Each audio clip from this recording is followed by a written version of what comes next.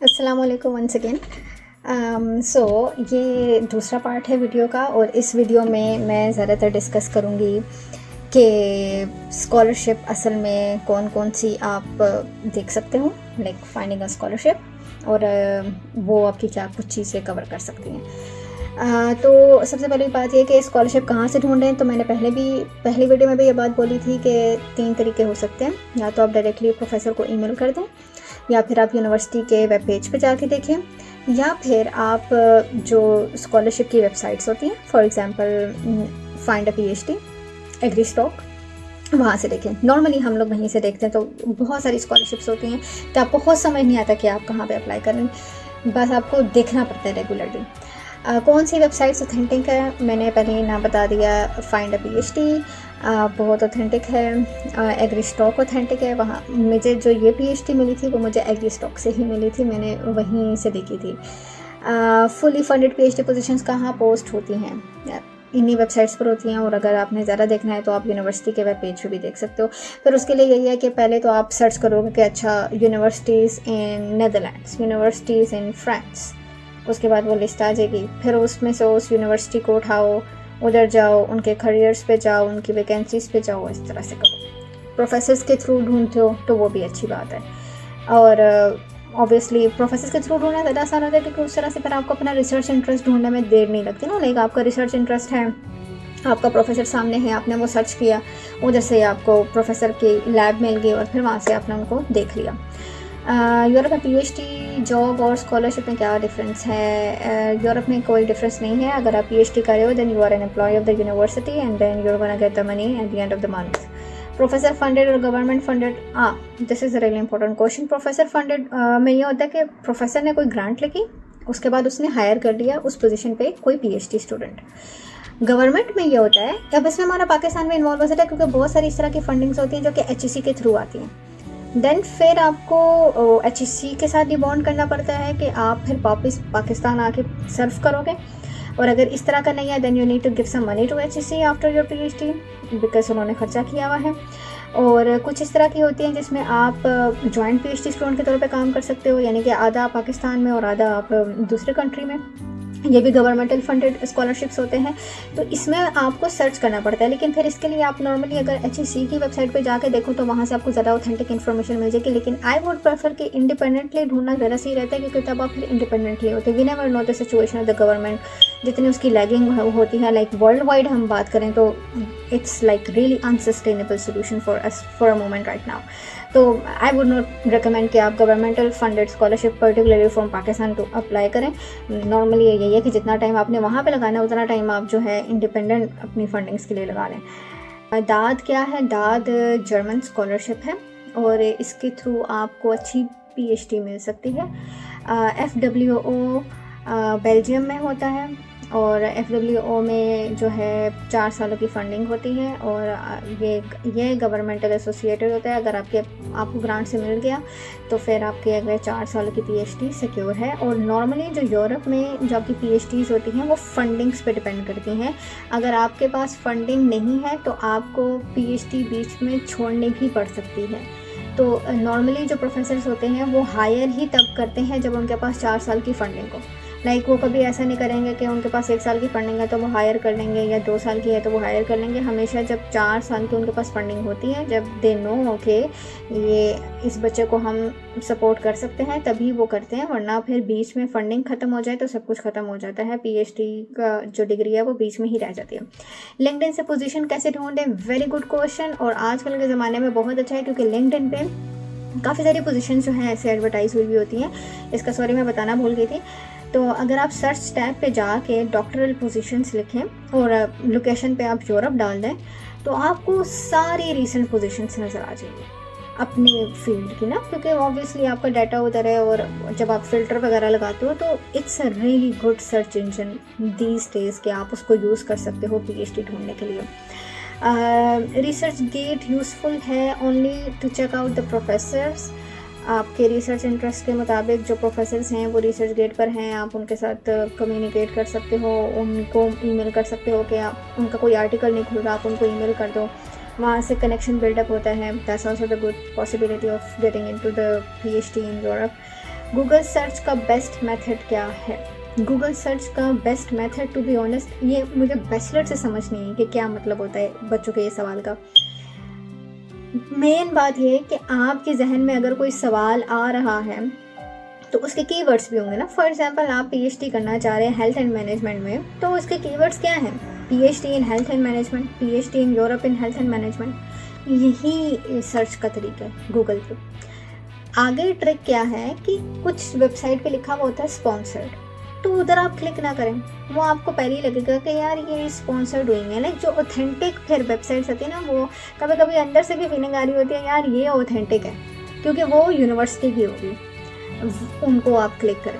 और नॉर्मली जो इस तरह की वेबसाइट होती है ना, जो कि थोड़ी स्कैमर होंगी, जो कि जहाँ से थोड़ी आपको लग रहा है कि ऑथेंटिक इन्फॉर्मेशन मिलेगी, वहाँ पर बहुत सारे एड्स होते हैं, तो उनको आप इग्नोर कर दें। और बहुत सारे लोग आजकल कंसल्टेंट को पैसे दे के इतने इतने लाख रुपए ज़ाया कर देते हैं। हालांकि इन चीज़ों में आपको सिर्फ सर्च करना है सही से, और अगर आप सर्च कर लो तो आप 1 रुपया लगाए बिना इधर आ सकते हो। तो आपको सिर्फ और सिर्फ जो है ना सही रिसर्च करनी है, सही तरीके से ढूंढना है। और ये ऐसा नहीं है कि एक दिन में हो जाता है, ये एक दिन में का काम नहीं है, ये 1 महीने का भी काम नहीं है। इसमें सही कंसिस्टेंसी चाहिए होती है। मैंने अपनी स्कॉलरशिप ढूंढना शुरू कब किया था? जब मैं अपनी मास्टर्स की रिसर्च कर रही थी।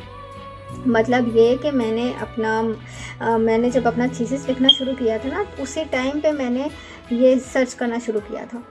And it took me 1.5 year to get 1 congratulations, 1.5 year। और वो 1.5 साल मैं अनसर्टेनिटी पे थी, ठीक है। तो और मैं अगर अपनी जर्नी का बताऊं तो मैंने मोर देन 600 पोजीशंस पे अप्लाई किया, और मोर देन 100 पोजीशंस का मैंने इंटरव्यू दिया। और ये वो है जो डॉक्यूमेंटेड है, और मैं उससे पहले की लगी हुई थी। और फिर उसके बाद मैं आई थिंक 50 पोजीशंस पे, पहली 2-3 पोजीशन पे आ जाती थी, लेकिन फर्स्ट पे नहीं आती थी क्योंकि पोजीशन एक होती थी। तो बताने का ये मकसद ये है कि इतना आसान नहीं होता पोजीशन लेना, क्योंकि इनके पास ऑलरेडी अपने भी स्टूडेंट्स होते हैं। Obviously they are gonna recommend, they are gonna choose their own students. तो ये बहुत ही लाइक कंसिस्टेंसी का काम है। ऐसा नहीं है कि एक दफ़ा में हो जाए। आपके बहुत सारे ब्रेक डाउन आते हैं, आप कहते हो कि यार अब नहीं हो सकता, अब ख़त्म है, ये है वो है, लेकिन यही लाइफ है। क्योंकि अगर हम अपना ग्राफ भी देखें ज़िंदगी का, तो वो ऐसे ऊपर नीचे करके चलता है। तो कभी के दिन बड़े होते हैं, कभी की रातें बड़ी होती हैं, लेकिन you need to work on, you need to go on every time, every day, wherever you are feeling, it doesn't really matter. क्योंकि अगर आप चाहते हैं कि आपने करना है तो ठीक है, लेकिन if you are happy in Pakistan doing some job, doing a PhD there, doing whatever you wanted to do, it's also fine, it's also your decision, it's your life. लेकिन if you really want to do something, obviously ये ऐसा नहीं है कि आपने scholarship लिया आप यहाँ पर आके सब कुछ आसान हो जाता है, नहीं, ऐसा बिल्कुल भी नहीं होता। और लेकिन यह है कि आप करना चाहते हो तो आप करो, कंसिस्टेंसी के साथ करो और हार ना मानो, ये कहने का मकसद है।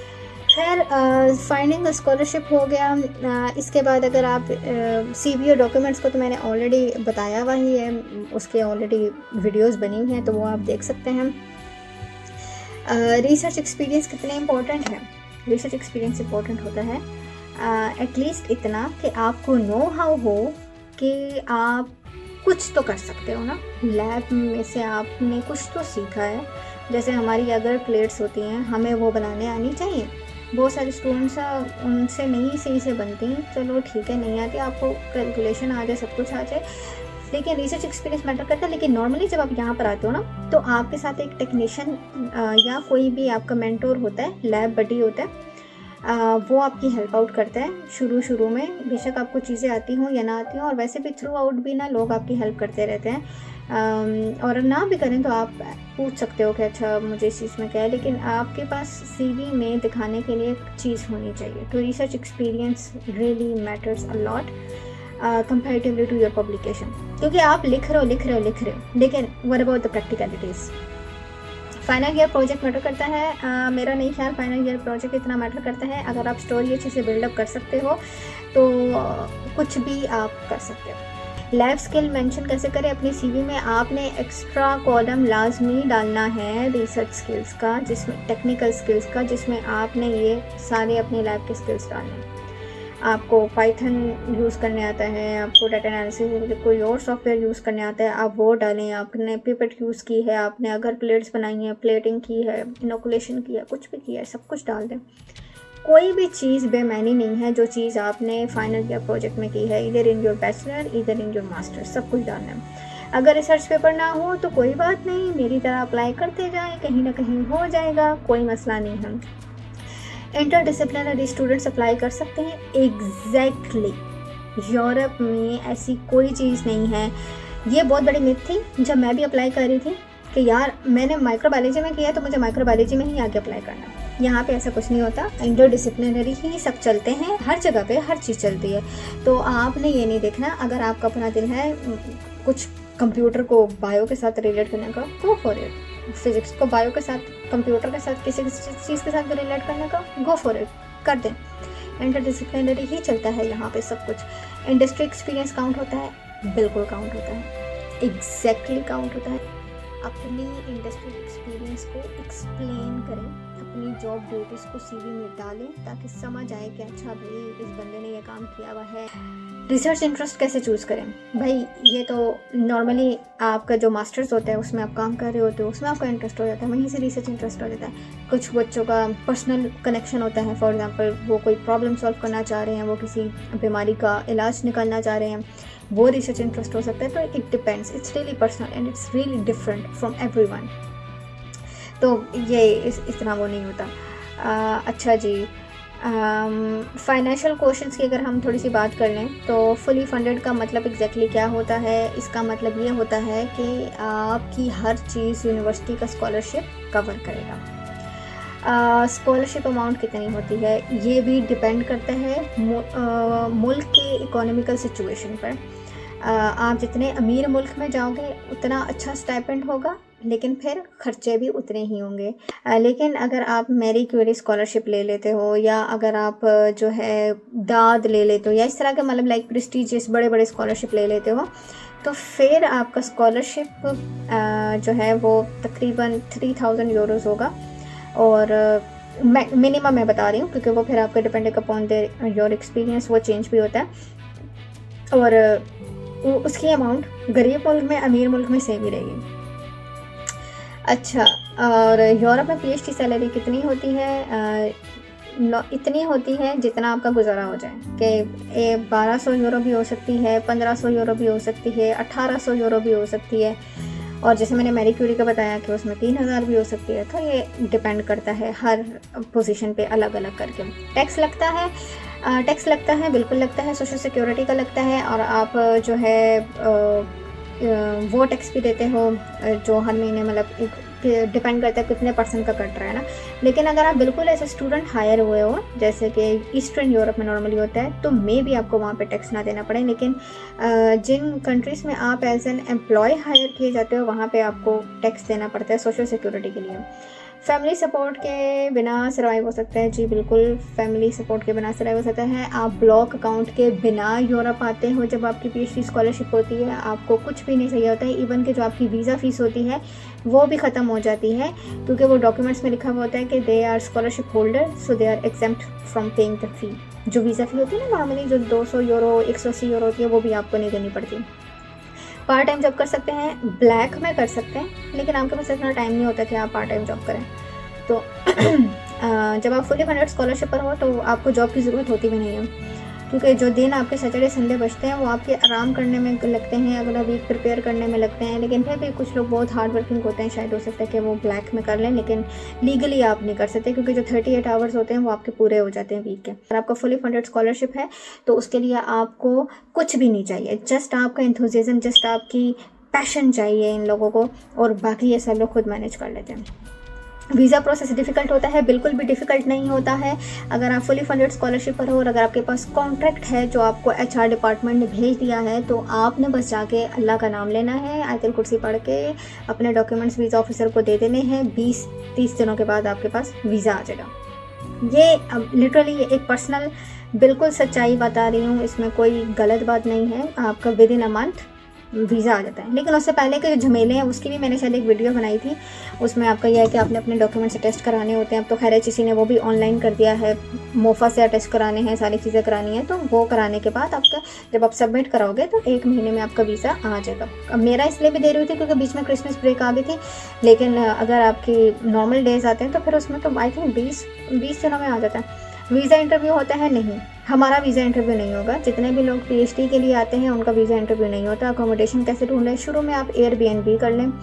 शुरू में आप अपने प्रोफेसर से पूछें कि अगर वहाँ पे कोई क्या कहते हैं उसको, गेस्ट रूम है, गेस्ट हाउसेस हैं, अगर वो हैं तो उधर चले जाएं। या फिर जो है आप फेसबुक पे ढूंढें। फेसबुक पे अपनी सिटी का नाम लिखें और वहाँ से आपके पास सारी डिटेल्स आ जाएंगी, ग्रुप्स आ जाएंगे, वहाँ पे जाके आप करें। लेकिन नॉर्मली मैं कहूँगी कि इस चीज़ को अवॉइड करें क्योंकि ये सही तरीका नहीं होता, कुछ स्कैम्स हो जाते हैं। अगर आप पर्सनली घर को देखना है तो वो ज़्यादा बेहतर होता है। तो गेस्ट हाउस पहली प्रेफरेंस। दूसरी प्रेफरेंस एयरबीएनबी।